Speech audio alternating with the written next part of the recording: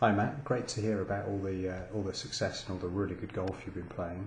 And obviously these trials and tribulations seem to all hinged on one kind of shot. But I mean, it is a very very specific, very difficult shot, which I've showed you how to kind of get out of here. So again, it's the really poor lie just around the greens, and essentially, particularly through these winter months, the only way is to play a bit of a duff and run.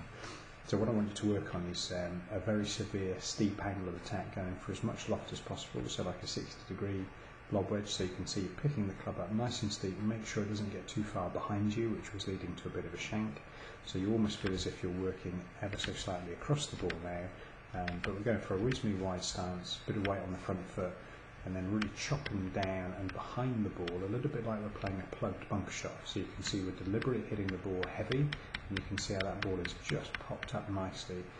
Getting deep and underneath the ball is obviously the first and foremost thing we're after. You can see how you've really dug into the turf because the club has stopped, but of course look how that ball has just popped up nicely, and obviously that's just going to drop onto the front of the green and roll out 10 feet or so. So that's the way to play it. It really is the only way to do it consistently, and with some practice you can get pretty deft kind of touch around the greens with this, particularly when you're facing a poor lie.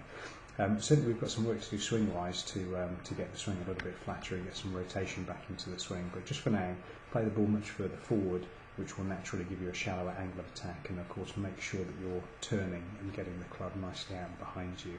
So playing the ball forward for now will help the shallowing out the angle, which in turn will help you to close the club face, which of course is what we're looking for to hit that nice draw again.